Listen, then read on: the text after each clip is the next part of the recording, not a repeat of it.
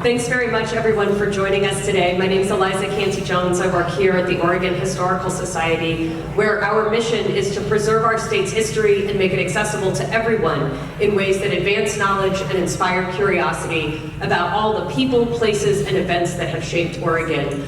We do this work in a wide variety of ways. Our museum here downtown, traveling exhibits that go out across the state, our research library that's free and open to everyone, online digital history projects, the Oregon Encyclopedia and Oregon History Project and TimeWeb, collections from our museum and research library that are online to explore, our journal, the Oregon Historical Quarterly, and public programs like this one.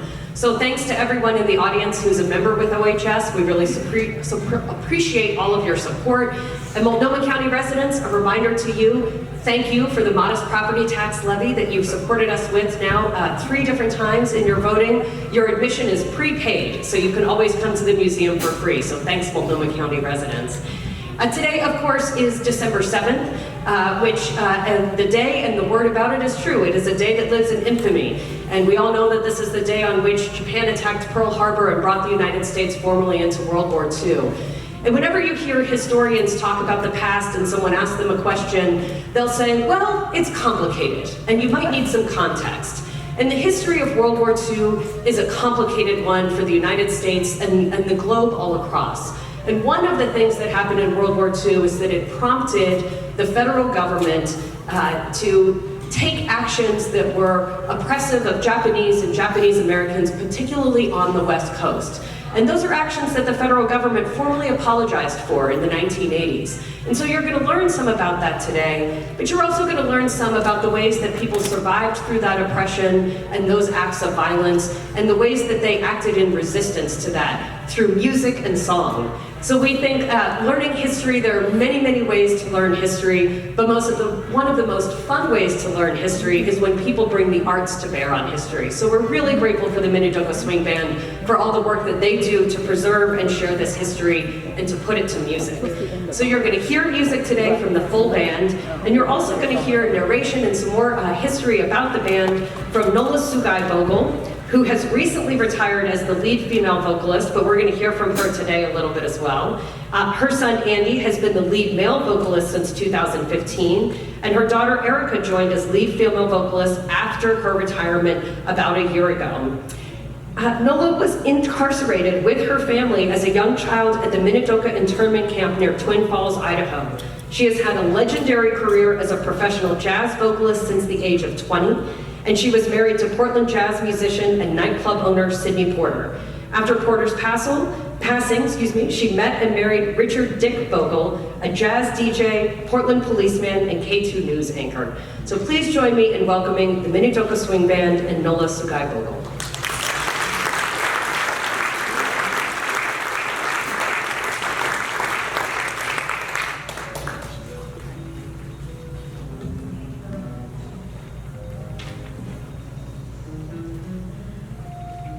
Wow, it's so wonderful to see everybody here today.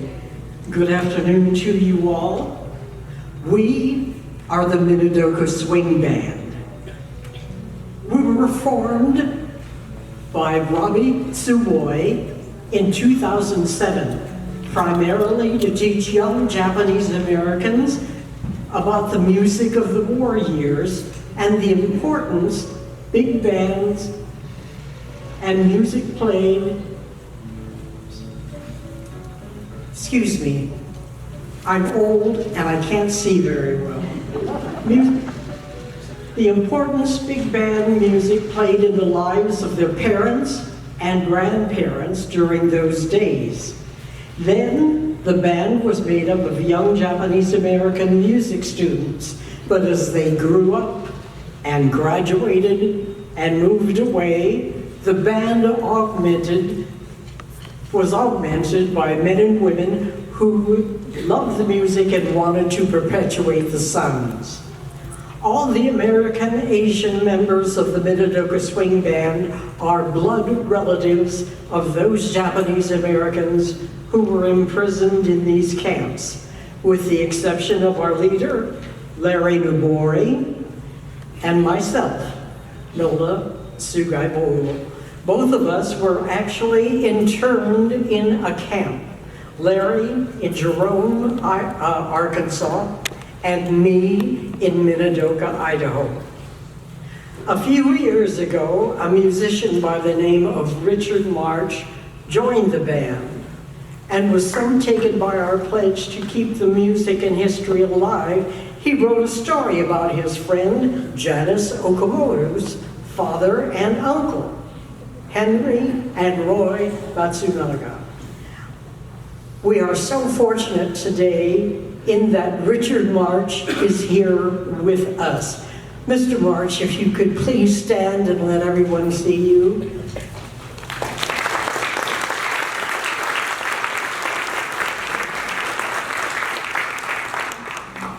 The story about Henry and Roy Matsunaga were two men who were incarcerated at Minidoka during World War II. He, Mr. March, gave the story to the band while another band member, Kokichi, Tagawa, did the arrangements and set it to music. The Minidoka Swing Band Song was born, with Andy Streich, who is my son, singing the lyrics, Larry Nabori on alto sax, and Todd Useria and Al Cato on trumpet. We would like to present that to you now. By the way, Larry and Todd or Al are playing the parts of Roy and Henry Matsunaga.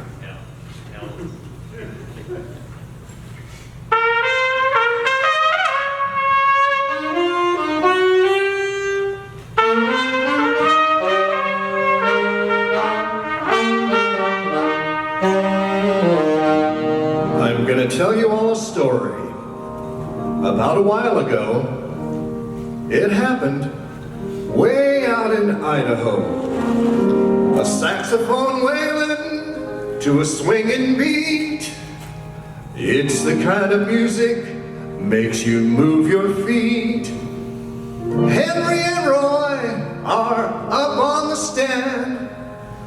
Dance to the Minidoka Swing Band. 1, 2, 3.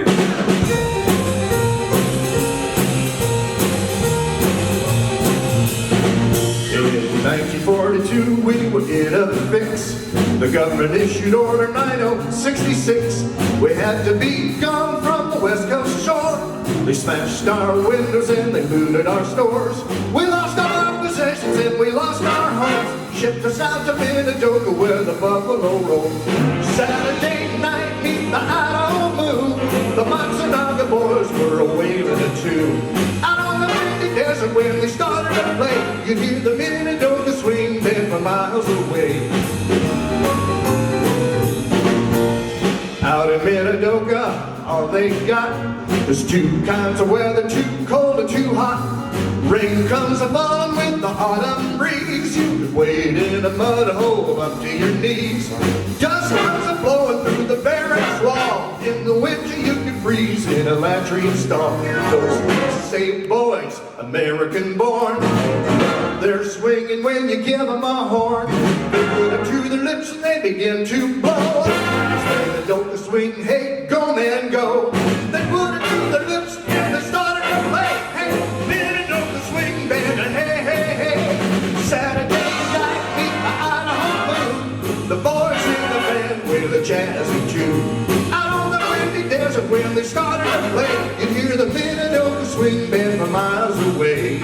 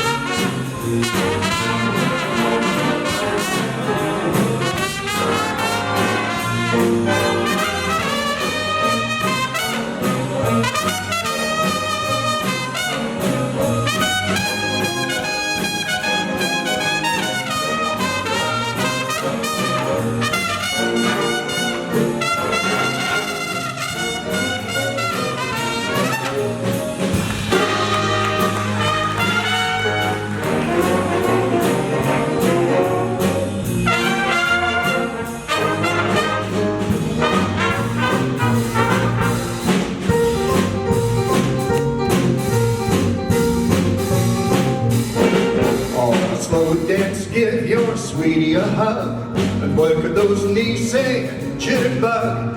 Try to be happy though they're treating you bad. Music and dance can make you feel glad. They may have you pinned up behind barbed wire. Still the Minidoka Swing Band can light your fire. Saturday night beneath the Idaho moon, the boys in the band wave a jazzy tune. Out on the windy desert where they started to play,